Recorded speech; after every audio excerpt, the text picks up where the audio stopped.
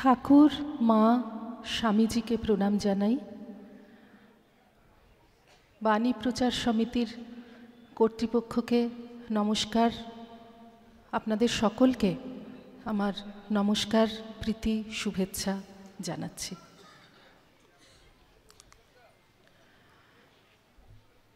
শ্রী শ্রী মায়ের একটি ডঙ্কা মারা বাণী, জগৎকে আপনার করে নিতে শেখো।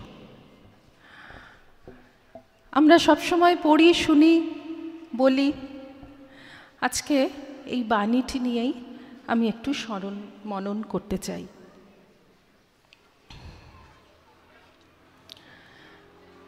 ঠাকুরের দেহত্যাগের পর তাঁর ত্যাগী সন্তানদের কষ্ট দেখে, থাকা খাওয়ার কষ্ট,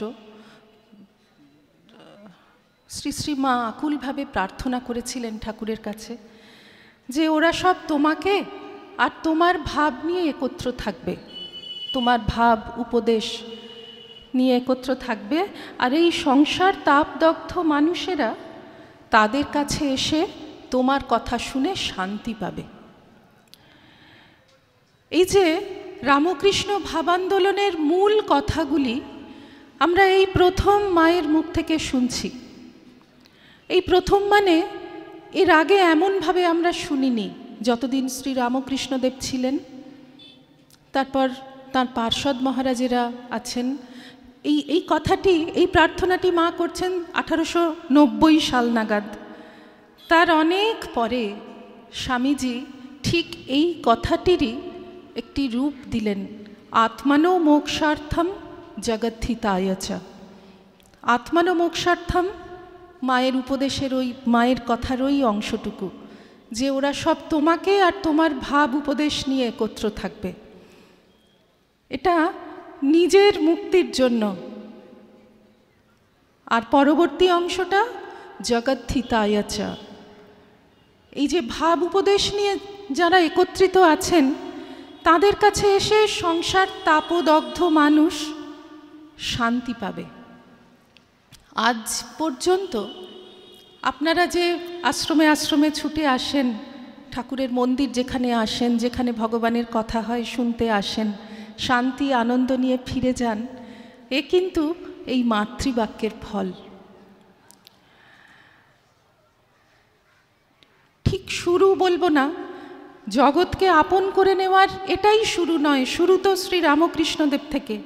তাঁরা যখন দেহ ধারণ করে এসেছেন তখন থেকেই শুরু। কাশীপুরে ঠাকুরের এত কষ্ট, কিচ্ছু খেতে পারেন না, অস্থি চর্মসার চেহারা হয়ে গেছে। এক পা করে সিঁড়ি দিয়ে নামছেন, ওই ঘোরানো সিঁড়ি আমাদের সবার মনে আছে। এক পা করে নামছেন আর মুখে বলছেন, জগতের চৈতন্য হোক, জগতের চৈতন্য হোক। এই যে জগৎকে আপন করে নেওয়ার এই নতুন একটা ধর্মচক্র প্রবর্তন করে দিলেন ঠাকুর। সেই চাকাটিতে নতুন করে গতি সঞ্চার করে দিয়েছেন শ্রী শ্রী মা। জগৎকে আপনার করে নিতে শেখো। এক্ষুনি একটি কথা আমার মনে পড়ছে। সুচিত্রা সেন, আমাদের তৃতীয় সংঘাধ্যক্ষা, পরম পূজনীয়া শ্রদ্ধাপ্রাণা মাতাজি, তার কাছে আসতেন, বহুকালই আসতেন। তিনি, মাতাজি বহু বছর নিবেদিতা স্কুলের হেডমিস্ট্রেস ছিলেন। তার পূর্বাশ্রমের নাম ছিল লক্ষ্মী, লক্ষ্মীদি বলে সবাই তাকে জানতেন। তখনকার সমাজের বহু জ্ঞানী গুণী মানুষ, বিখ্যাত মানুষ নিবেদিতা স্কুলে যেতেন। তো এই সুচিত্রা সেনও যেতেন। আমরা পুরনো দিনের মাতাজিদের কাছে শুনেছি যে অত্যন্ত আটপৌরে কাপড় পরা, নম্র ভদ্রভাবে এসে মাথাটা নিচু করে, খুব মিষ্টি করে, খুব বিনীতভাবে বলতেন, লক্ষ্মীদির সঙ্গে দেখা হবে। ঘন্টার পর ঘন্টা তিনি মাতাজির কাছে কাটাতেন। তখনও তার বাইরের সমাজের সঙ্গে সম্পর্ক নেই বললেই চলে। এমনকি সারদা মঠে যখন মাতাজি প্রেসিডেন্ট হয়ে এসেছেন, তখনও সেবিকাদের কাছে শুনেছি অত্যন্ত সাধারণভাবে এসেছেন। তাকে চেনাই যাচ্ছে না যে তিনি এত বিখ্যাত একজন মানুষ। তো সেবিকাও চিনতে পারেননি, সামনাসামনি দেখেও চিনতে পারেননি। অত্যন্ত সাধারণ একটি কাপড় পরা, গায়ে আঁচল দিয়ে মাথা নিচু করে এসে লক্ষ্মীদের সঙ্গে দেখা হবে। তখন সেবিকা, তখন প্রণামের সময় হয়নি, সেবিকা মাতাজি বলছেন যে মাতাজিকে এখন তো অনেকটা দেরি আছে, মাতাজিকে একবার বলি, আপনাকে কি নাম বলবো, আপনার কি নাম বলবো? উনি বলছেন, বলবেন মুনমুনের মা এসেছে। তা আমাদের মনে হয় এই যে নামে বাংলা উত্তাল, সেই নামটিও ব্যবহার করছেন না, এত অনীহা, যেন এই পরিচিত আলোকবৃত্তের বাইরে এই আলোকবৃত্তটুকু ছুঁড়ে ফেলে দিয়ে দুদণ্ড শান্তির আশায় জিরিয়ে নেওয়ার জন্য এই সন্ন্যাসিনী মায়ের কাছে ছুটে আসছেন। এই যে একটা শান্তির স্থান, জুড়োবার জায়গা, এই মায়ের বাণী মনে করলে আমাদের মনে হয় যে সত্যি সত্যি আজ পর্যন্ত এবং চিরকাল হয়েও থাকবে সকলের, সমস্ত সংসার তাপদগ্ধ জীবের জন্য মঠ মিশন একটা জুড়োবার জায়গা হয়ে আছে। এইটাই কিন্তু জগৎকে আপন করে নেওয়ার একটা বিশেষ দিক। আরেকটি ঘটনা মনে পড়ছে, আমি তখন ব্রহ্মচারিণী, আমরা দুজন ব্রহ্মচারিণী এবং আরেকজন বড় মাতাজি, আমাদেরকে একজন বিখ্যাত রাজনৈতিক ব্যক্তিত্ব কোনো একটি কাজে ডেকেছিলেন তার কাছে। সেখানে একটা ছোট অনুষ্ঠান হবে, আমাদের দুই ছোট ব্রহ্মচারিণীকে সেখানে গান করতে হবে। তো আমাদের দেখেই তিনি কাছে চলে এলেন এবং আমাদের তিনি চেনেন না, সেই প্রথম দেখছেন। প্রথম যে কথাটি বললেন সেটি হচ্ছে যে গত সপ্তাহে না আমার মা চলে গেছেন। আমরা বললাম যে হ্যাঁ, খবরের কাগজে পড়েছি।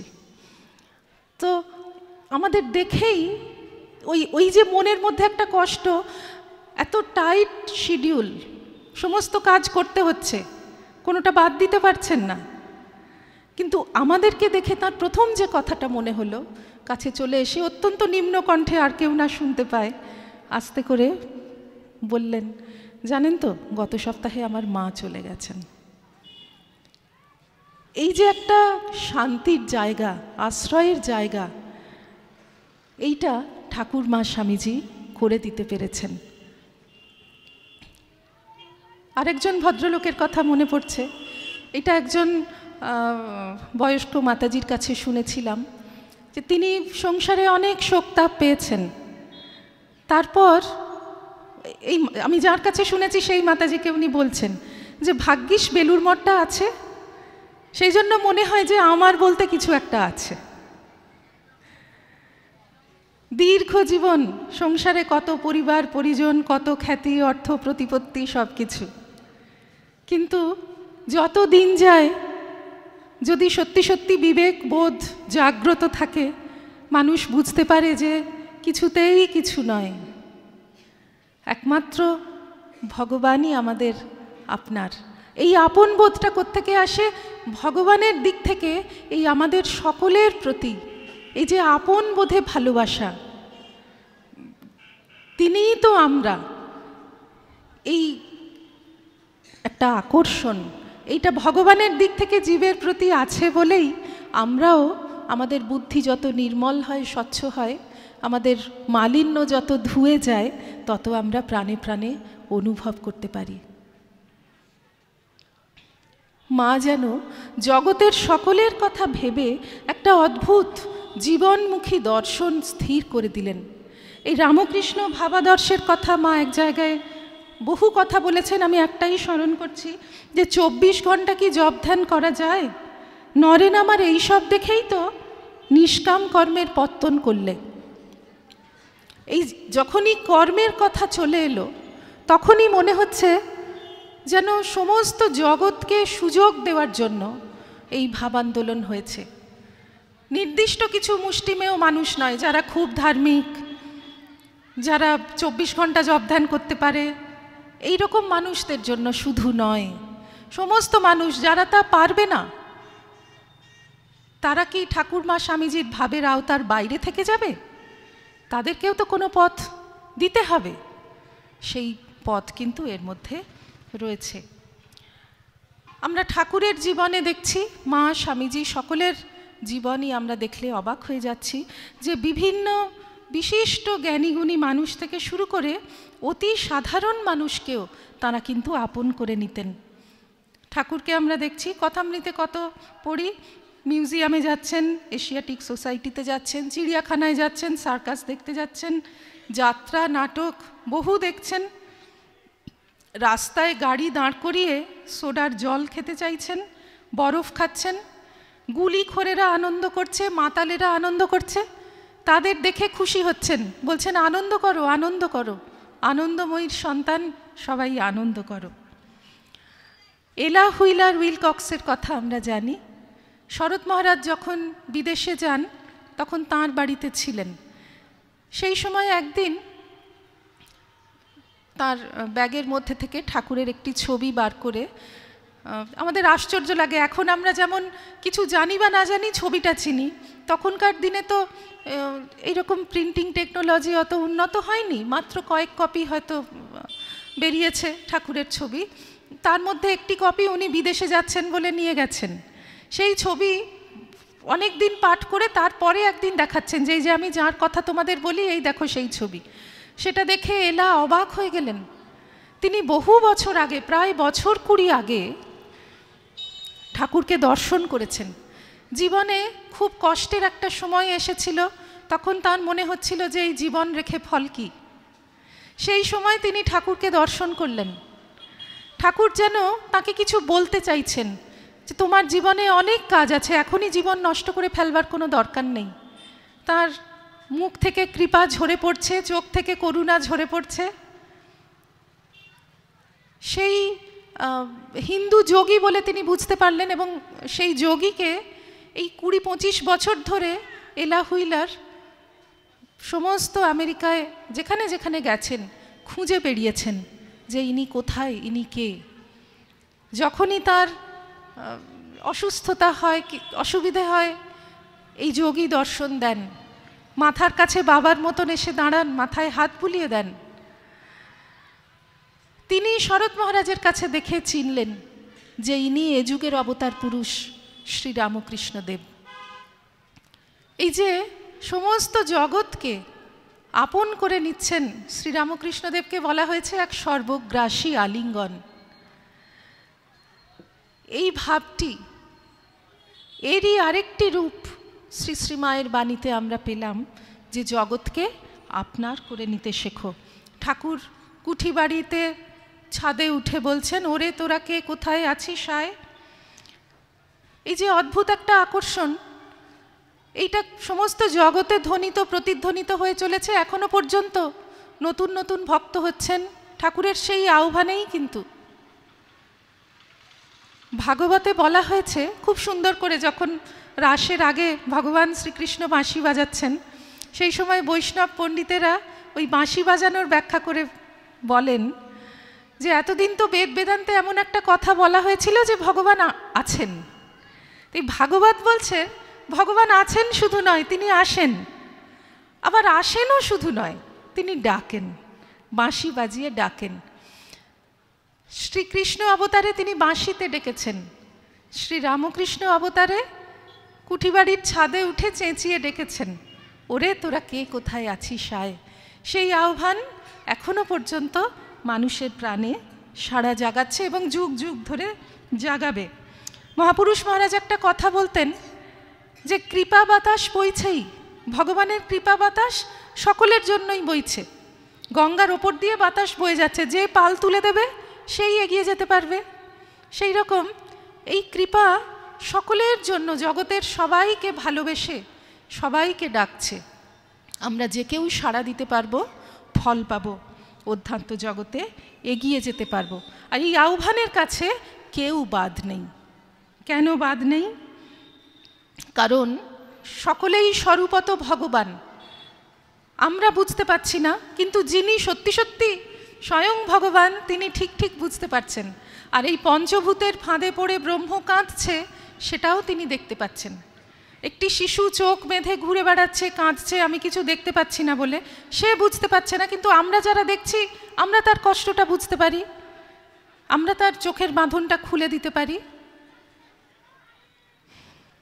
শ্রীরামকৃষ্ণদেবের এই জন্যই এই সমস্ত উপলব্ধির কথা, যে চোখ বুঝলেই তিনি আছেন আর চোখ খুললে তিনি নেই।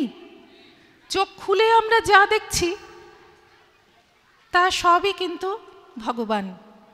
কি জীবন্ত, কি জড়, যাদের আমরা জড় বলে মনে করি। আরেকটি কথা আছে ঠাকুরের, শালগ্রাম শিলা হতেও বড় মানুষ। এই সমস্ত কথা স্বামীজি আরেকটু অন্যভাবে বললেন, ব্রহ্ম হতে কীট পরমাণু, সর্বভূতে সেই প্রেমময়। তো এই যে কথাগুলি, এতে যেন জগৎ জীবন সম্পর্কে এতদিনের যে চিন্তা চেতনা তার মোড় ঘুরে গেল। ভগবান ওই স্বর্গে আছেন, তিনি এই জগতের কেউ নন তা নয়। সব প্রাণীতেই তিনি আছেন, সব বস্তুতেই তিনি আছেন। এই সংসার, এই জগৎ, এটা নতুন রূপে গুরুত্ব পেল। একটি আধ্যাত্মিক ভাব আন্দোলনকে যদি শক্তিশালী আর বহুকাল স্থায়ী হতে হয়, তবে তার তিনটি বৈশিষ্ট্য থাকা দরকার। প্রথম, আধ্যাত্মিক অনুভূতি। দ্বিতীয়, তার ভাবাদর্শগুলি যেন একটি তত্ত্ব হতে পারে, দার্শনিক তত্ত্বে উত্তীর্ণ হতে পারে। এবং তৃতীয়ত, জনমানসে সেটি যেন প্রভাব বিস্তার করতে পারে। রামকৃষ্ণ ভাবান্দোলনের এই তিনটি বৈশিষ্ট্যই পূর্ণ মাত্রায় রয়েছে। এবং এই যে দ্বিতীয় যে কথাটি বললাম, যে ভাবাদর্শগুলির যেন একটি তাত্ত্বিক ভিত্তি থাকতে পারে, আমাদের এই যে কথাটি নিয়ে আজকে আমরা চিন্তা করছি, জগৎকে আপনার করে নিতে শেখো, তারও একটি তাত্ত্বিক ভিত্তি রচনা করা সম্ভব। আমরা বেদে উপনিষদে দেখছি যে সর্বং খলবিদং ব্রহ্ম ঈশাবাস্যমিদং সর্বম, যা কিছু দেখছো সবই ব্রহ্ম। ব্রহ্মের দ্বারা এই সব কিছুকে আচ্ছাদন করতে হবে, মানে সব কিছুকে ব্রহ্ম বলে দেখতে হবে।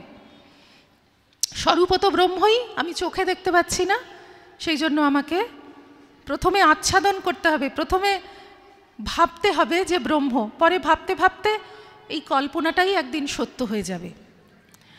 যেমন সব কিছু ব্রহ্ম, আমরা বিশেষ করে ঠাকুরের স্নানের সময় এই সমস্ত মন্ত্র বলি, সহস্র শীর্ষা পুরুষাহ, সেই যে পরম পুরুষ, তার হাজারটি হাত, হাজারটি বাহু, হাজারটি মানে গুনে গুনে হাজার নয়, আমরা যত বাহু দেখছি সব তাঁরই হাত, যত মাথা দেখছি তাঁরই মাথা, তার মানে জগতে যত হাত, যত মাথা, যত পা সবই তাঁর, অর্থাৎ সবই তিনি। এই কথাটিকেই কাব্য করে অমন করে বলা হচ্ছে। এই একটি দৃষ্টি। আরেকটি দৃষ্টি, অহং ব্রহ্মাস্মি, আমিও ব্রহ্ম। যে মানুষ ব্রহ্মবিদ, তিনি যেমন মনে করেন আমি ব্রহ্ম, তেমনি যে ব্রহ্মবিদ হয়নি তার পক্ষেও আমি ব্রহ্ম চিন্তা করাটা একটা সাধ্য। তাহলে আমিও ব্রহ্ম, জগৎও ব্রহ্ম, এই সমস্ত জগৎ আমি।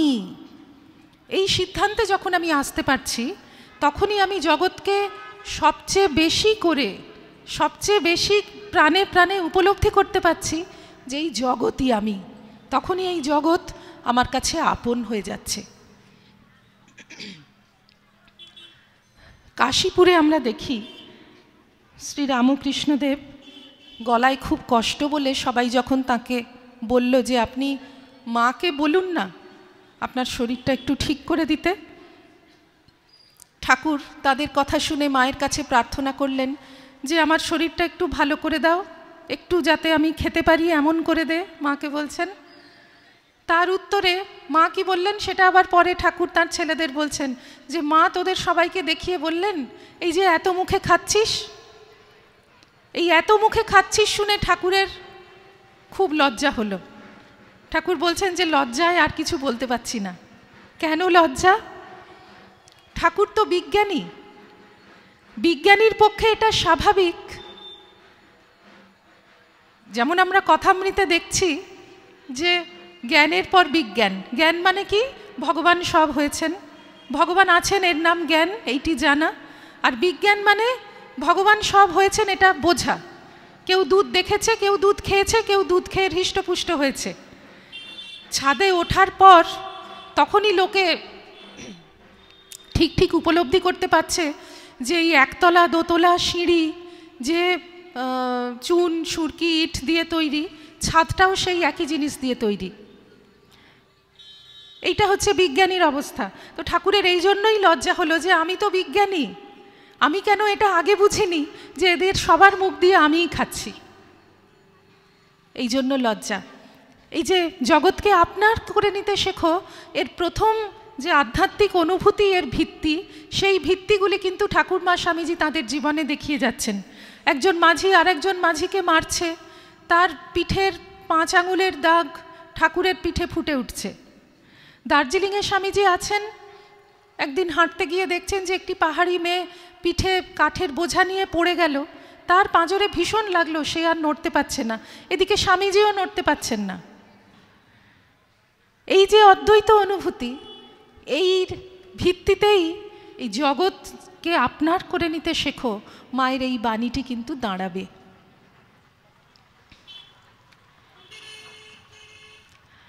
ঠাকুরমা স্বামীজির জীবনে আমরা সবসময় দেখতে পাচ্ছি তারা কিভাবে সমস্ত জগৎকে আপন করে নিয়েছেন, সকলকে ভালোবাসা, সকলকে আলিঙ্গন। এই যে একটু আগে বললাম শ্রীরামকৃষ্ণ এক সর্বগ্রাসী আলিঙ্গন, সকলের জন্য চিন্তা, এইটি রামকৃষ্ণ ভাব আন্দোলনের একটি বিশেষ বৈশিষ্ট্য। মূল কথা বললেও হয়, আমরা স্বামীজির জীবনে অনেক হৃদয়গ্রাহী ঘটনা সকলের জীবনেই দেখতে পাই। স্বামীজির কয়েকটি কথা আজকে আমরা স্মরণ করছি। এই বইটি সম্প্রতি সারদা মঠ থেকে বেরিয়েছে। তড়িৎ কুমার বন্দ্যোপাধ্যায়ের নাম আপনারা সকলেই জানেন। বহু বছর ধরে তিনি ঠাকুরমা স্বামীজির জীবন নিয়ে গবেষণা করছেন। তারই নতুন গবেষণা। এতদিন আমরা দেখতাম যে স্বামীজি জীবনীতে দেখেছি হয়তো এখানে স্বামীজি এতদিন ছিলেন, ওখানে এতদিন ছিলেন, অমুক জায়গা হয়ে অমুক জায়গায় গিয়েছেন। সেই জায়গায় গিয়ে যেখানে ছিলেন, যাদের বাড়িতে ছিলেন, তাদের পরিবারের মানুষেরা কিভাবে অনুপ্রাণিত হয়েছে, তারা পরবর্তী জীবন কিভাবে কাটিয়েছে, এই সমস্ত নিয়েই এই বইটি। বিশেষ করে ভারতের মেয়েরা কিভাবে স্বামীজিকে পেয়েছে, এটা নিয়েই বইটি। তো সম্প্রতি বেরিয়েছে বলে বইটির কাজ করতে গিয়ে আমরা খুবই অনুপ্রাণিত হয়েছি, খুবই ভালো লাগলো আমাদের। তার থেকে আপনাদের কয়েকটা বলছি। স্বামীজি যখন ভারতে ফিরে এসেছেন সেই সময়কার কথা। প্রথম তো স্বামীজি সিংহলে নামলেন। সেখানে মহাদেবী কৃষ্ণমূর্তি বলে একজন ভদ্রমহিলা, তার ওখানে তো বৌদ্ধ প্রভাব খুব। তার স্বামী কিছুদিন আগে বৌদ্ধ মঠে সন্ন্যাসী হয়ে চলে গেছেন। তো তিনি স্বামীজির কাছে দেখা করতে এসে বললেন এই ঘটনা। স্বামীজি বললেন, মা আপনার কি তাতে আক্ষেপ হয়? তখন মহাদেবী বলছেন যে না, আক্ষেপ কিছু নেই, সে যদি ভগবান লাভ করতে গিয়ে থাকে আমার কি বলার আছে, সে সত্যপথে চলুক, আমি কিভাবে চলবো? তখন স্বামীজি বললেন যে গীতা পাঠ করুন আর সেবাদর্শ অনুসরণ করুন। তখন ভারতবর্ষে লক্ষ লক্ষ বাল বিধবা, পুরো ভারতবর্ষই দরিদ্র। কাজেই এই বিধবারা যে আরও দরিদ্র সেটা আর বলার অপেক্ষা রাখে না, কেননা অধিকাংশ ক্ষেত্রেই তারা পরিবারের ওপর একটা বোঝার মতন। এই সমস্ত বাল বিধবাদের মানে তাদের সিংহলে যতজনকে পেরেছেন তাদেরকে একত্রিত করে শুধু স্বামীজিকে ওই যে একদিন দুদিন দর্শন করেছিলেন সেই অনুপ্রেরণায় মহাদেবী কি করলেন, তাদেরকে হাতের কাজ শেখাতে লাগলেন।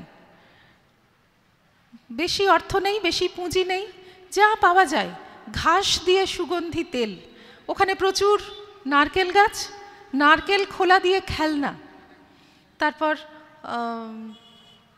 এইরকম সব কিছু, সাবান টাবান, মুখ শুদ্ধির মশলা, পাতা দিয়ে থালা, এইসব নিজে তৈরি করে মাথা থেকে বার করে তাদেরকে শিখিয়ে তাদেরকে স্বনির্ভর করে তুললেন। এইটি একটি বিশাল কাজ হয়েছিল। আরেকটি ঘটনা, স্বামীজি তখনও পাশ্চাত্যে যাননি, তিনি তখন ম্যাড্রাসে আছেন। এটা 1892 সালের কথা। স্বামীজি ছিলেন মন্মথনাথ ভট্টাচার্য মহাশয়ের বাড়িতে। তো সেখানে ওখানে তো আর মাছ টাছ খায় না মানুষ, কিন্তু স্বামীজি মাছ খান, ওরা জানতেন। মন্মথবাবুর স্ত্রী বিজয়ম বলে একটি জেলের মেয়েকে স্থির করেছিলেন যে ও প্রত্যেক দিন এসে বেলায় একটু মাছ দিয়ে যাবে, সেইটা উনি রান্না করে স্বামীজিকে খাওয়াবেন। তো একদিন সে এলো না, তো অনেকক্ষণ অপেক্ষা করে করে খাওয়া দাওয়া হয়ে গেছে স্বামীজির। তারপরে স্বামীজি বিকেলবেলা যখন সমুদ্র সৈকতে বেড়াতে গেছেন, দেখছেন যে কি হয়েছে, উনি ওই জেলেদের বস্তিতে গেছেন। তারপর সব খোঁজ খবর করে এসে বিকেলবেলা মন্মথবাবুকে বলছেন যে ওই যে বিজয়ম, ওর ছেলের খুব অসুখ, ও সেই জন্য আজকে আসতে পারেনি, ওকে কিন্তু আপনি হসপিটালে ভর্তি করুন, না হলে ও বাঁচবে না। সত্যি সত্যি মন্মথবাবু ভর্তি করলেন। 3 মাস সে হসপিটালে ছিল। কি একটা চোখ মনে হচ্ছে নষ্ট হয়ে যায়, একটা চোখ মনে হচ্ছে নষ্ট হয়ে যায়।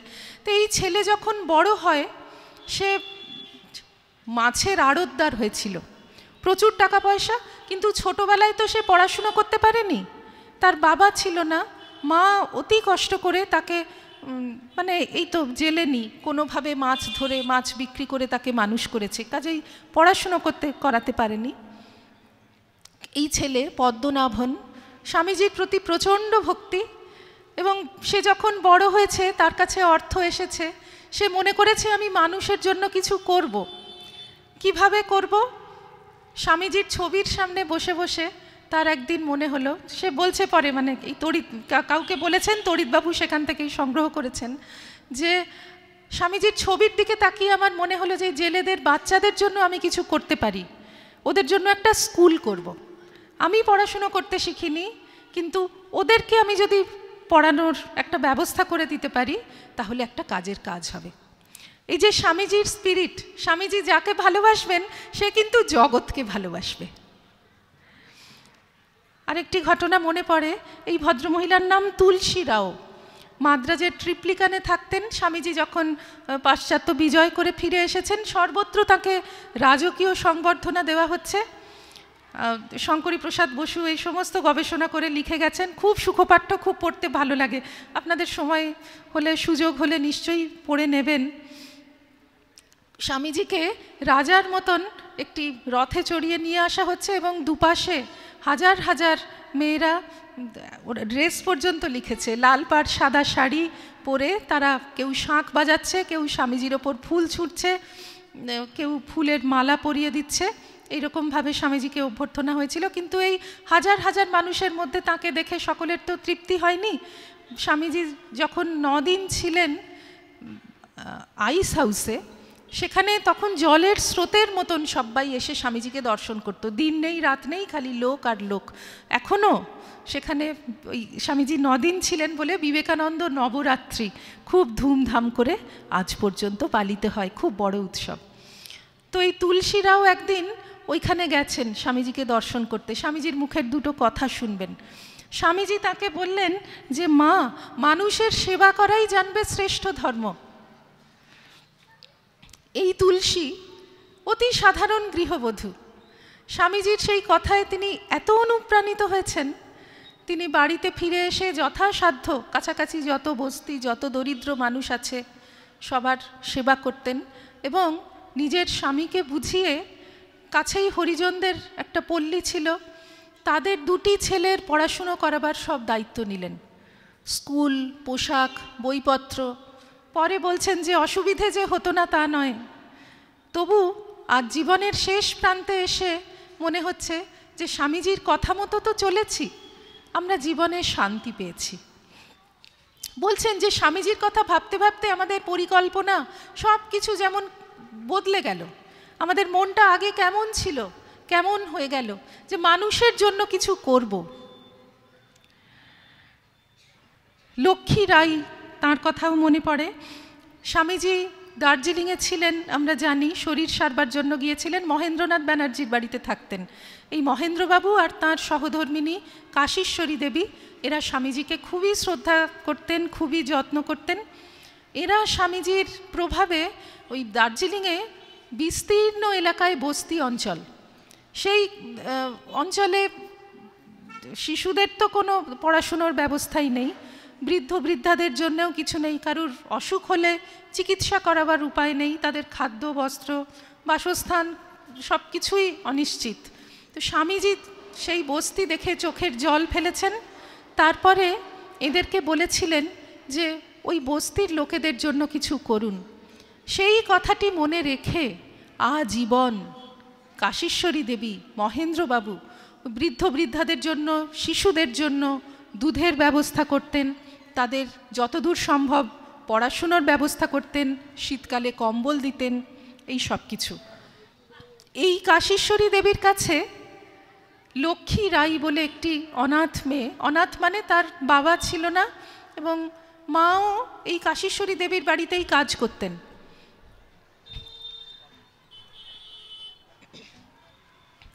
তারপর তার মা কিছুদিন পর মারা গেলে এই লক্ষ্মী অনাথ হয়ে যায়। তখন কাশীশ্বরী দেবী তাকে নিজের বাড়িতে রেখে পড়ান, নার্সিং পড়াতে শেখালেন কাছাকাছি হসপিটালে। এবং এই লক্ষ্মী এত ভালো লাগে পড়তে যে স্বামীজির জামা কাপড় কাচত।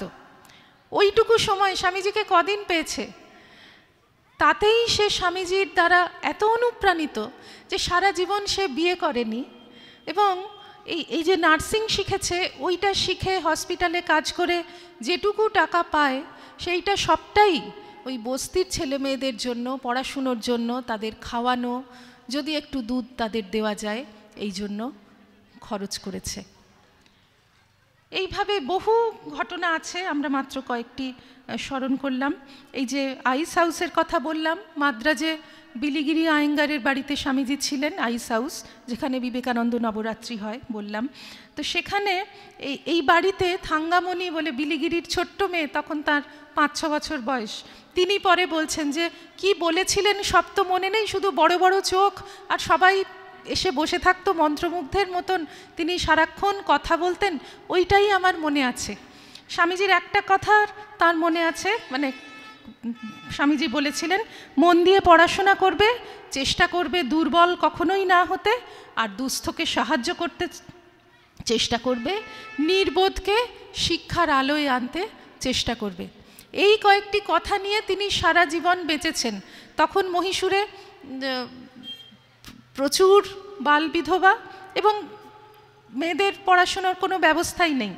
কিন্তু স্বামীজির কথা শুনে এই ছোট্ট মেয়ে আস্তে আস্তে বড় হয়েছে, শত শত বালিকাকে সে স্কুল করে শিক্ষার আলো দেখিয়েছে। এই যে জগৎকে আপন করে নেওয়ার একটি দিক রামকৃষ্ণ ভাবান্দোলনে, সকলের জন্য, সকলের উন্নতির জন্য, সেটা যার যেমন উন্নতি দরকার তার জন্য চেষ্টা করা। যার খাদ্য নেই খাদ্য দিয়ে, বস্ত্র নেই, পড়াশুনো নেই, যার সব আছে কিন্তু মানসিক শান্তি নেই, যার যা দরকার তাকে তাই দিতে হবে। মোক্ষপ্রাণা মাতাজির কথা আমাদের মনে পড়ে। ঠাকুরমা স্বামীজি আমাদের মাথার ওপর জ্যোতিষ্কের মতন, ধ্রুবতারার মতন আছেন, কিন্তু তাদের জীবন দেখে এই যে প্রজন্মের পর প্রজন্ম আমরা সাধুদের দেখছি, এরা সবাই নিজের জীবন দিয়ে জগৎকে ভালোবেসে গেছেন। এই জীবনগুলি কিন্তু আমাদের চোখের সামনে আছে। মোক্ষপ্রাণা মাতাজির একটি কথা বলি, আমাদের মঠ তখন সবেমাত্র তৈরি হচ্ছে, আমরা ভাবতেও আশ্চর্য হয়ে যাই যে অতিরিক্ত একটি তোষকও মঠে নেই। মাতাজি তখন দক্ষিণেশ্বরে সবেমাত্র মঠ হয়েছে, কোনো একদিন কাছাকাছি অঞ্চলে একটু ঘুরে দেখে আসতে গেছেন। একটি পাড়ায় গিয়ে দেখছেন একটি দরিদ্র শিশু অত্যন্ত অসুস্থ, তার জ্বর এসেছে, মেঝেতে তার মা তাকে শুইয়ে রেখেছে, তাদের তোষক নেই, বিছানাপত্র বেশি নেই। এইটা দেখে মাতাজি সঙ্গে সঙ্গে মঠে চলে এলেন, একটি রিক্সা ডাকলেন, নিজের তোষকটি একটা দড়ি দিয়ে রোল করে বাঁধলেন, তারপর সেই রিক্সায় তোষকটি তুলে নিয়ে গিয়ে সেই শিশুটিকে দিয়ে এলেন। এই যে বলছি, আমাদের ভাবতেও আশ্চর্য লাগে যে তখন মঠের এমন একটি অবস্থা, একটা অতিরিক্ত তোষক নেই কাউকে দেওয়ার মতন, মাতাজিকে দিতে গেলে নিজেরটাই দিয়ে দিতে হচ্ছে, কিন্তু অন্তরের সম্পদ কম পড়েনি। লোকেশ্বরানন্দজি মহারাজের প্রচুর স্মৃতিকথা যেহেতু বেরিয়েছে, সেই জন্য আমরা সেইগুলি পড়ে সমৃদ্ধ হই। তার শতবর্ষ স্মারক গ্রন্থে প্রধান বিচারপতি ছিলেন অজিতনাথ রায়। তিনি লিখছেন, তিনি খুব ঘনিষ্ঠভাবে বছরের পর বছর মহারাজের সঙ্গ পেয়েছিলেন। তিনি লিখছেন যে কি বিশাল হৃদয় ছিল মহারাজের, সেটা আমি দেখলাম যখন নরেন্দ্রপুরে তিনি দুটো জিনিস তৈরি করলেন, গ্রামের মানুষদের জন্য লোকশিক্ষা পরিষদ আর অন্ধ ছাত্রদের জন্য ব্লাইন্ড বয়েজ একাডেমি। কত মুসলমান, কত হিন্দু, যার যা দরকার হচ্ছে দলে দলে আসছে মহারাজের কাছে। কাউকে জমি কেনার জন্য টাকা দিচ্ছেন, কাউকে বস্ত্র দিচ্ছেন, কাউকে খাদ্য দিচ্ছেন, চাল দিচ্ছেন। মদন বলে একটি ছেলে চানাচুর বিক্রি করত, তাকে মহারাজ ধরে নিয়ে এসে নরেন্দ্রপুরে রাখলেন, পড়ালেন। এখন সেই মদন আমেরিকায় ডক্টরেট করেছে, নিজের বাড়ি করেছে। মহারাজ বলতেন, রামকৃষ্ণ জগতের ভালোবাসাই আমাকে এখানে এনেছে, এই ভালোবাসা নিয়েই তো আছি। তার সমস্ত জীবন আপনারা পড়বেন, মহারাজের কত বই বেরিয়ে গেছে, যেন ভালোবাসা দিয়ে গড়া একটি মূর্তি, সবাইকে আপন করে নিচ্ছেন। বিরজানন্দ মহারাজের কথা মনে পড়ে, তিনি তখনও সংঘে যোগ দেননি, কিন্তু আসেন। তখন বরানগরে মঠ, ঠাকুরের পার্ষদ মহারাজরা আছেন, তাঁদের কাছে তিনি আসেন। ছুটি পড়লে, যতদিন ছুটি, যতটা গরমের ছুটি, যতটা পুজোর ছুটি, সবটাই এখানে এসেই কেটে যায়, আর বাড়ি ফেরার কথা মনে হয় না। তার মা বলতেন যে, হ্যাঁ রে, আমার চেয়েও তোকে কি কেউ বেশি ভালোবাসে যে তুই সেখানে গিয়ে থাকিস ছুটির পর ছুটি? মহারাজ বলতেন, হ্যাঁ মা, তোমার চেয়েও ওরা আমাকে অনেক বেশি ভালোবাসেন। আরেকটি ঘটনা শুনেছিলাম একজন পূজনীয় মহারাজের কাছে। তিনি বলছেন যে হিরু মহারাজ বলে একজন, আমার যতদূর মনে হচ্ছে নামটা হিরু মহারাজ, তিনি মহাপুরুষ মহারাজের শিষ্য ছিলেন। তো তিনি একদিন বলছেন যে দেখো, আমরা যখন, তখন তো আর ফোনের যুগ নয়, মানুষ কপাল ঠুকে বেলুড় মঠে আসতো, যদি প্রেসিডেন্ট মহারাজের প্রণাম হলো তো হলো, আর কোনো কারণে হলো না তো আর কিছু করার নেই, জানা যাবে না। এখনকার মতো বেলুড় মঠের ওয়েবসাইট খুললেই এই মহারাজ আছেন, এই টেন্টেটিভ প্রোগ্রাম, এখন আছেন তখন নেই, এরকম কোনো সুযোগই নেই। তো এই হিরু মহারাজ বলছেন যে দেখো, আমি বালি থেকে বুঝতে পারতাম যে মহাপুরুষ মহারাজ মঠে আছেন। আমি যখন বালির কাছাকাছি এসেছি তখন থেকে আমি বুঝতে পারছি। আবার এই কথাটা শুনে লোকেশ্বরানন্দজি তিনি বলছেন, হ্যাঁ ঠিক ঠিক ঠিক বলেছ, মানে তারও ওই একই অনুভূতি। এইটা কেমন করে হয়? এই যে এত ভালোবাসা যেন সমস্ত শরীর থেকে, সমস্ত সত্তা থেকে বিচ্ছুরিত হচ্ছে, অত দূর থেকে টের পাওয়া যাচ্ছে। যে ঠিক যেমন বিজ্ঞানানন্দজি বলতেন যে স্বামীজি মঠে আছেন কি নেই আমি মঠের গেটে পা দিয়ে বুঝতে পারতাম। এই হচ্ছে তাদের আপন করে নেওয়ার প্রভাব, ভালোবাসার প্রভাব। স্বামীজি তুরিয়ানন্দজিকে একদিন বলেছিলেন যে তোমাদের তথাকথিত ধর্মের অর্থ কি, ধর্ম কথাটার মানে কি, ধর্ম কি, কাকে বলো আমি বুঝি না। স্বামীজির মতো মনীষী প্রাচ্য পাশ্চাত্য সব দর্শন গুলে খেয়েছেন, এমন সাধনা করেছেন, অখণ্ডের ঘরের ঋষি, তিনি বলছেন যে তোমাদের ধর্ম কি আমি বুঝি না, কিন্তু আমার হৃদয়টা খুব বেড়ে গেছে, আমি সকলের জন্য ফিল করতে শিখেছি। এই সকলকে আপন করে নেওয়া, সকলের জন্য ফিল করা, এইটি রামকৃষ্ণ ভাবাদর্শের মূল কথা। লোকেশ্বরানন্দজির কথা আবার মনে পড়ে, কেউ জিজ্ঞাসা করছেন মহারাজকে যে মহারাজ আপনি কেমন আছেন? মহারাজ বলছেন, না আমি ভালো নেই, আমি কোনোদিনই ভালো থাকি না, বোধহয় এত মানুষের সঙ্গে পরিচয় হওয়া আমার উচিত হয়নি, সকলেই তাদের দুঃখের কথা, কষ্টের কথা আমায় বলে।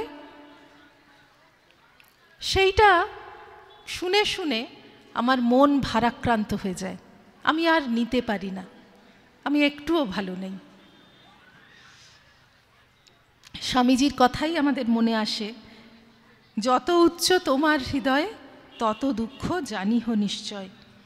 এই পূজনীয় মহারাজদের মতন, মাতাজিদের মতন বিশাল হৃদয়ের অধিকারী যারা হয়েছেন, তারা সমস্ত জগৎকে আপন বলে বোধ করেন, তাই সকলের দুঃখ, সমস্ত জগতের দুঃখ তাদের নিজের দুঃখ হয়ে যায়। এই যে আপন করে নেওয়া, জগৎকে আপনার করে নিতে শেখো, শ্রীরামকৃষ্ণ ভাবান্দোলনে তার আর একটা দিক আছে। এটা হলো সকলকে মর্যাদা দেওয়া, সকলকে বিশ্বাস করা। স্বামীজির ভাষায় বললে each soul is potentially divine, এই ব্যাপারটি সকলের মধ্যে জাগিয়ে দেওয়া। আমি বুঝতে পারছি আমার মধ্যে যে ডিভিনিটি আছে, হয়তো আমি 20 বছর আগে যা ছিলাম, আমি বুঝতে পারছি যে আমি আরেকটু উন্নত হয়েছি। এইরকম পরিস্থিতিতে আমি আগে রেগে যেতাম, আমি এখন আর রাগি না। আমার মজা লাগে যে ও এরকম বুঝলো, আমি আরেকটা দৃষ্টিভঙ্গি থেকে ব্যাপারটা ব্যাখ্যা করি, তার দিক থেকে দেখি, তার দিক থেকে ভাবি। তো এই যে আমার একটা উন্নতি হচ্ছে বলে যেন মনে হচ্ছে, সেই উন্নতিটা সকলকে আমি যেন করিয়ে দেওয়ার চেষ্টা করি। এই হচ্ছে সকলকে বিশ্বাস করা, সকলকে মর্যাদা দেওয়া। লোকেশ্বরানন্দজির একটি ঘটনা শুনেছি। ইনস্টিটিউট অফ কালচারে একজন বাংলা টাইপিস্ট ছিলেন তার সময়ে, খুব সহজভাবে মহারাজের কাছে আসতেন, মহারাজ আজকে আপনার যে লেখাটা টাইপ করলাম এইটা আপনার আগেরটার থেকেও ভালো হয়েছে, আগেরটা একটু শক্ত ছিল বুঝতে পারিনি, কিন্তু এইটা আমার খুব ভালো লাগছে। এরকম সব খুব সরলভাবে সহজভাবে মহারাজের কাছে আসতে পারতেন। মহারাজ যে একজন এত বড় মানুষ সেইটা মনে হতো না। তো মহারাজ খুব খুশি হতেন, গুরুত্ব দিতেন এবং পরে সবাইকে বলতেন যে এদের প্রশংসা শুনলে আমার বেশি ভালো লাগে। অর্থাৎ আপাত দৃষ্টিতে যারা সাধারণ মানুষ তাদের গুরুত্ব মহারাজের কাছে অনেক বেশি। কেন না, স্বামীজির কথা মানুষ স্বরূপত ভগবান। আমরা তত্ত্বগতভাবে বিশ্বাস করি, কিন্তু সবসময় এই তত্ত্বটিকে প্রয়োগ করতে পারি না। কিন্তু লোকেশ্বরানন্দজি প্রমুখ মহাপুরুষদের জীবনে আমরা দেখছি যে চারপাশে যারা আছে তাদের মধ্যেই তিনি এই তত্ত্বটি প্রয়োগ করছেন। তার যে শতবর্ষ স্মারক গ্রন্থ, সেখানে অনেকে লিখেছেন যে আমাদের মতন বহু মানুষ আছে যারা মহারাজের তৈরি আশ্রমে এসে নিজেদের বিকশিত করতে পেরেছি, এবং তারা মুক্ত কণ্ঠে বলছেন যে মহারাজের কাছে এসে না পড়লে আমরা ভেসে যেতাম। মহারাজ আমাদের আশ্রয় দিয়েছেন, মহারাজ আশ্রয় না দিলে আমরা কোথায় চলে যেতাম জানি না। সেই সঙ্গে গর্ব করে বলছেন, আমি আসবো বলেই মহারাজ নরেন্দ্রপুর তৈরি করেছেন। আজকে তারা পূজনীয় সন্ন্যাসী, এমন করে বলতে পারেন যে আমি আসবো বলেই মহারাজ নরেন্দ্রপুর তৈরি করেছেন। এই যে একটা আত্মগৌরবের জায়গা তৈরি করে দেওয়া, এটা কিন্তু বিশেষ ব্যাপার। পূজনীয় পূর্ণানন্দজি মহারাজের কথা মনে পড়ে। তিনি রহড়া রামকৃষ্ণ মিশন বালক আশ্রম তৈরি করেছিলেন। সেই দুর্ভিক্ষের সময় অনেক অনাথ বালক, তারা পথে ঘাটে পড়ে রয়েছে, খেতে পায় না, তাদের নিয়ে প্রথম এই আশ্রম শুরু। সেই সময় গভর্নর জেনারেল লর্ড ওয়াভেল, তার পত্নী লেডি ওয়াভেল প্রথম দেখতে এসেছিলেন। আশ্রম শুরু হওয়ার 2.5 মাস পরেই দেখতে এসেছিলেন এই আশ্রম, যে কিভাবে কাজ হচ্ছে। এবং তিনি মহারাজকে জিজ্ঞাসা করেছিলেন, মহারাজ কি করলে আপনি মনে করবেন যে আপনার এই কাজ সার্থক হলো? তখন মহারাজ বললেন, যেদিন আমি এই অনাথ বালকগুলির মন থেকে মুছে দিতে পারবো যে আমরা অনাথ, সেই দিন মনে করব যে ঠিক ঠিক কাজ হয়েছে। এই যে সকলকে বিশ্বাস করা, সকলকে মর্যাদা দেওয়া, সকলের অন্তর্নিহিত শক্তির ওপর বিশ্বাস করে কাজ করা, এই বিশ্বাস পেলে, এই শ্রদ্ধা মর্যাদা পেলে সকলেই কাজ করতে পারবে, সকলেই জীবনে উন্নতি করতে পারবে। আপন করে নেওয়ার আরও একটি মাত্রা আছে, সেটি হলো দোষ ত্রুটি না ধরা। যার জন্য আমরা মায়ের এই বাণীটির পরেই দেখছি, দোষ দেখবে নিজের, কারো দোষ দেখো না। কেন না, মানুষ স্বরূপত পূর্ণ, যত দোষ করুক তার মধ্যে পূর্ণতার একটা ধারণা আছে। এই জন্য স্বামীজি বলেছেন যে মানুষ কখনো পাপ করে না, মানুষ ভুল করে। ভুলটা যখন সে বুঝতে পারবে আর পাপ করবে না। দোষ তো আমাদের চোখে পড়বেই। মাধবানন্দজির একটি কথা আছে, আপনারা জানবেন, আমাদের বিদ্যাভবনে একটি কলেজ আছে। সেই কলেজ যখন প্রথম ওপেনিং হয়, সেটা আমাদের রামকৃষ্ণ সারদা মিশনের প্রথম কলেজ, প্রথম কাজ। সেটা ওপেনিং করতে এসেছিলেন মাধবানন্দজি। সেই সময় তিনি বলেছিলেন যে আমরা কি ইডিয়ট যে কারুর দোষ দেখব না? আমরা বোকা নই, কাজ করতে নামলেই প্রত্যেকের দোষ গুণ ভালো মন্দ ত্রুটি আমাদের চোখে পড়বেই, কিন্তু সেইটা নিয়ে আমরা বলে বেড়াবো না। আমি যদি কাউকে ভালোবাসি, আমার পরিবারের যে কেউ, আমার বাবা মা ভাই বোন, আমার কোনো আত্মীয় পরিজন কোনো দোষ আছে আমি জানি, হয়তো একটু বেশি রেগে যান, হয়তো খেতে ভালোবাসেন, হয়তো একটু বেশি ঘুমন, দোষ হিসাবে কত কিছুই হতে পারে, হয়তো একটু ঝগড়া করেন, হতেই পারে, কিন্তু সেটা নিয়ে আমি তো সবাইকে বলে বেড়াই না। আমি চেষ্টা করি কি করে এই দোষটা থেকে সে মুক্ত হতে পারে। বাবা মা সন্তানের দোষ কি দেখেন না? চোখে তো পড়ে, কিন্তু তাতে তারা খুশি হন না, কষ্ট পান, চেষ্টা করেন সেই ত্রুটি কিভাবে সে জয় করতে পারে। এই হচ্ছে দোষ দেখা। শ্রী শ্রী মা বলতেন যে নিন্দে ঠাট্টা করতে পারে সবাই, কিন্তু ভালো করতে পারে কজন। ঠিক এই দৃষ্টিভঙ্গি নিয়ে আমাদের চলতে হবে। সকলের দোষ আমাদের চোখে পড়বে, কিন্তু তাকে আমরা সংশোধনের চেষ্টা করব। সেই দোষের জন্য আমরা আর কিছু করব না, সকলকে বলে বেড়াবো না যে ও এই করেছে এই করেছে এই করেছে, তার কোনো ফল নেই। যাতে সে সেই দোষটাকে অতিক্রম করতে পারে তার জন্য চেষ্টা করব। কিছুই করতে না পারি, ভগবানের কাছে তার জন্য প্রার্থনা করতে পারি। এই কারণেই এই ভাবটি আছে বলেই আমরা আমাদের পূজনীয় মাতাজিদের কাছে, মহারাজদের কাছে দেখি যারা দোষী, আমাদের চোখে যারা ভয়ঙ্কর অপরাধী, তাদের চোখে কিন্তু সেই অপরাধটা তেমন করে ধরা পড়ে না। কেন না, তারা প্রাণে প্রাণে উপলব্ধি করতে পাচ্ছেন যে সে স্বরূপত ভগবান, এই ভগবত্তা তার মধ্যে আছে, শুধু সেটা জাগিয়ে দিতে হবে। বেলুর মঠের সেই ঘটনা আমরা সবাই জানি।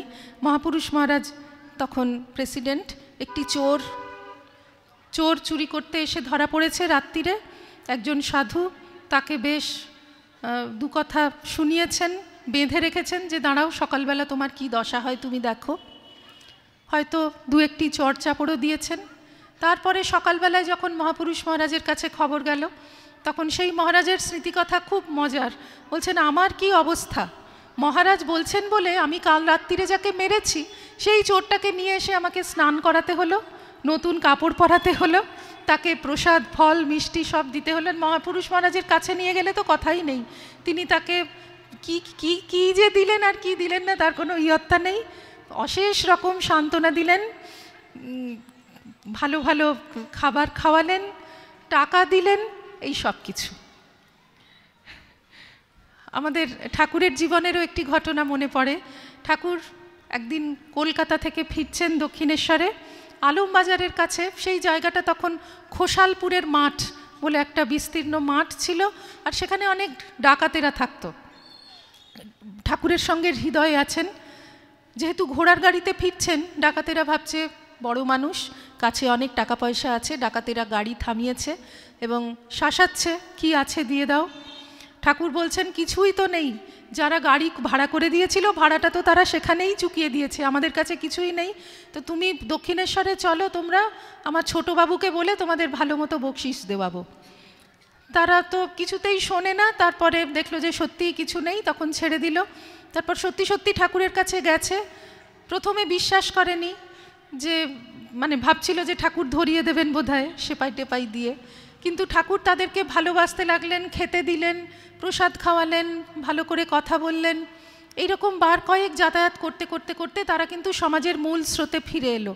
তারপর মাস ছয়েক বাদে একটি ডাকাত নিজের হাতে একটা কাঠের পিঁড়ি তৈরি করে ঠাকুরের কাছে এনে বলল যে, বাবা ঠাকুর, তুমি শীতকালে এতে বসে তেল মাখবে। এই যে ভালোবাসা, এইটি আজ খুব দরকার। আমাদের লোকেশ্বরানন্দ জি মহারাজের আরেকটি ঘটনা মনে পড়ছে। একবার নরেন্দ্রপুরের ছাত্ররা বাগানের আম গাছ যত না আম চুরি করেছে, ভীষণ টক লেগেছে, ফেলেছে, নষ্ট করেছে। তো এই যে আম চুরির কথা, সেটা তো বড় মহারাজের কাছে চলে গেছে খবর।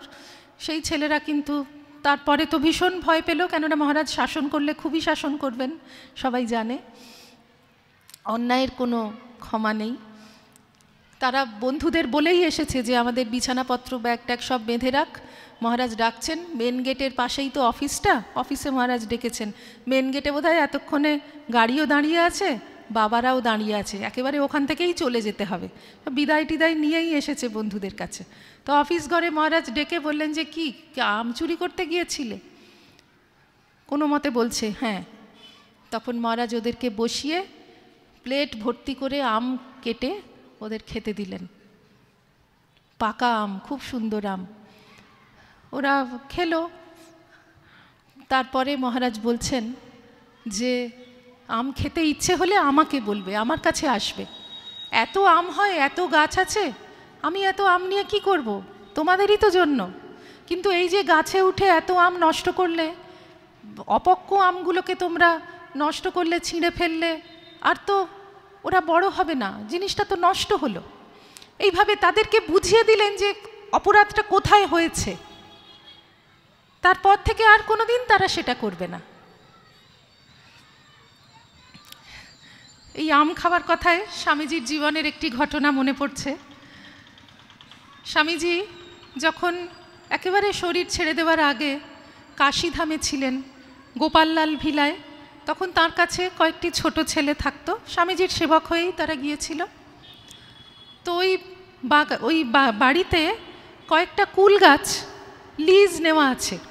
তো ছোট ছেলেরা অত কি বোঝে, ওরা সবাই মিলে একটা নারকেলি কুলের গাছ, সমস্ত কুলগুলো একটা দুপুরে সাবার করে ফেলেছে। আর বাগানের যে মালি, সে এসে অত্যন্ত কাতর হয়ে স্বামীজিকে নালিশ করছে যে কেননা তার তো ক্ষতি, ওই গাছগুলো লিজ নেওয়া ছিল বলে। স্বামীজি কিন্তু এই ছেলেগুলিকে একটিও কথা বললেন না। স্বামীজি কি করলেন?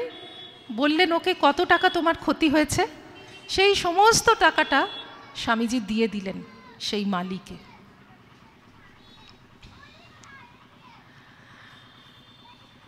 এইভাবে এতক্ষণ পর্যন্ত যা বললাম সবই আমরা শুনেছি, পড়েছি।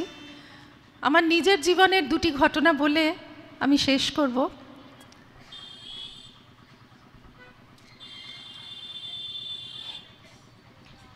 একবার খুব সম্ভবত সাধারণ উৎসবের দিন, আপনারা তো জানেন ঠাকুরের তিথি পুজোর পরের রবিবার সাধারণ উৎসব হয়, সেই দিন আমরা গিয়েছি।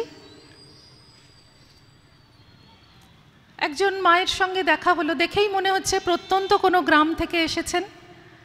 আঁচলের খুঁট থেকে খুব যত্ন করে বাঁধা একটি 50টি টাকার নোট, সেটা বার করে আমার হাতে দিলেন। বললেন, মা তুমি একটু ফল খেও। তিনি আমাদের চেনেন না, এবং কথা শুনে বুঝতে পারছি আমরা বেলুর মঠে থাকি না তাও জানেন না, আমাদের একটা আলাদা মঠ আছে তাও জানেন না। উনি বলছেন যে আজকে তো উৎসবের দিন, ভেবেছিলাম তোমরা একটু বেরোবে, ভেতরে থাকলেও বেরোবে, কাজেই দেখতে পাবো। যদি দেখতে পান এইটা ভেবে তিনি অতি কষ্টের সম্বল 50টি টাকা আঁচলে বেঁধে নিয়ে এসেছেন। মা তুমি একটু ফল খেও। শ্রী শ্রী মায়েরই ভালোবাসা, জগৎকে আপনার করে নিতে শেখো, এটা কিন্তু শুরু হয়ে গেছে। আরেকজন মায়ের কথা বলছি, কিছুদিন আগে তার শরীর চলে গিয়েছে। আমাদের দক্ষিণেশ্বরেই থাকেন, স্বামী নেই, একটি মাত্র মেয়ে তাকে মানুষ করেছেন। আমাদের ওপর খুব ভালোবাসা, কেননা আমরা যখন ছোট মঠে এসেছি ব্রহ্মচারিণী অবস্থা থেকেই আমাদের দেখছেন, বহুদিনের পুরনো ভক্ত, মঠে সবসময় যাতায়াত আছে। আপনারা হয়তো জানবেন নিবোধত পত্রিকা যিনি করেছিলেন বেদান্তপ্রাণা মাতাজি, তিনি বহু বছর সম্পাদিকা ছিলেন। তিনি আমাদের মাথার ওপর মহিরুহের মতন ছিলেন। তার শরীর চলে যাওয়ার পর আমরা কয়েকজন ছোট আছি, কাজ করছি, এই জন্যে আমাদের ওপর সকলের খুব ভালোবাসা, খুব সহানুভূতি। তো এই যে মা, তারও খুব ভালোবাসা। মাঝে মাঝে দেখি যে হয়তো একটি ক্যাডবেরি আমাদের দপ্তরে এসেছে, এবং কেউ বলছে ওই মায়ের নাম করে যে উনি দিয়ে গেছেন, উনি দিয়ে গেছেন, এবারের পত্রিকা খুব ভালো লেগেছে সেই জন্য। তো তার যখন শরীর চলে গেল, আমাদের মঠের পেছনের গেটের সামনে একটি রাস্তা আছে, যে রাস্তা সোজা ওই শ্মশানে চলে গেছে, বুড়ো শিবতলা।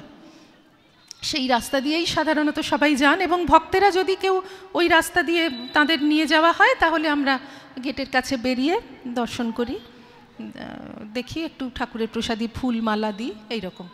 তো সেই মাকে নিয়ে যাওয়া হচ্ছে, তখন সেই সময়ই তার মেয়ে ওই সময়ই বলছেন, আমরা বেরিয়ে তাকে দেখছি, বলছেন যে কিছুদিন আগেও মা বলে গেছে যে আমার যা টাকা আছে সব দিয়ে ওদেরকে ক্যাডবেরি দিয়ে আসবো। ওরা ছোট ছোট মেয়েরা এত কাজ করছে, এত ভালো কাজ করছে, ওরা কাজ করবে আর ক্যাডবেরি খাবে। ছোট মানে তার মেয়ের বয়সী আমরা, এই জন্য তার কাছে আমরা ছোট, যেমন মায়ের কাছে ছেলে মেয়ে কখনো বড় হয় না। এই যে ঠাকুর মা স্বামীজিরই আশীর্বাদ, তাঁদেরই অলক্ষ্য প্রভাব, আমরা যে সবাই সবাইকে একটু হলেও ভালোবাসতে পারছি, এইটা কিন্তু তাঁদেরই প্রভাব। জগৎগুরু মন্ত্র দেন প্রাণে। ভগবান যুগে যুগে আসেন যুগের উপযোগী করে ধর্ম প্রচার করতে। এই যুগে ঠাকুরমা স্বামীজি এসেছেন, ভগবান লাভের পথ অনেক সহজ করে দিয়ে গেছেন। কীরকম সহজ? আমাদের অন্তর্নিহিত চৈতন্যের পূর্ণ বিকাশের পথে যে সব বাধা, যে সব প্রতিকূলতা, সেইগুলো তারা অনেক কমিয়ে দিয়ে গেছেন, এই বাধাগুলোকে নষ্ট করে দিয়ে গেছেন। এখন একটু করলেই হয়ে যাবে। সমস্ত পার্ষদ মহারাজরা এই মর্মেই কথা বলেছেন। রাজা মহারাজ বলেছেন, মহাপুরুষ মহারাজ বলেছেন যে জগতের ব্রহ্মকুণ্ডলিনীকে জাগ্রত করে দিয়ে গেছেন ঠাকুর, খুব সহজ করে দিয়ে গেছেন। এই সহজ কেমন? তার প্রভাবে মানুষের ভগবানের জন্য ব্যাকুলতা তো জাগবেই, ভগবানের প্রতিমূর্তির সামনে যে সাধারণ মানুষ, তাদের সেবা করারও ব্যাকুলতা জাগবে। আমরা সত্যি সত্যি আজকে দেখি, কেউ রামকৃষ্ণ ভাবান্দোলনে বিশ্বাসী হন বা না হন, যে কোনো সম্প্রদায়, যে কোনো প্রতিষ্ঠান, তারা কিন্তু সাধারণ মানুষের সেবা করছেন।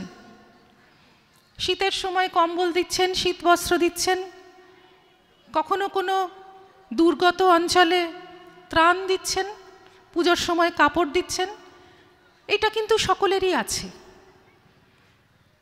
সেই জন্য আবার স্মরণ করি, জগৎগুরু মন্ত্র দেন প্রাণে। দেশকে, জাতিকে, সমস্ত পৃথিবীকে তারা অলক্ষ্যে প্রভাবিত করেন। রামকৃষ্ণ ভাবান্দোলনের ক্ষেত্রে আমরা আজ তাই দেখতে পাচ্ছি। ঠাকুর মা স্বামীজির আশীর্বাদ আমাদের সকলের ওপর বর্ষিত হোক, আমরা যেন জগৎকে আপন করে নিতে শিখতে পারি।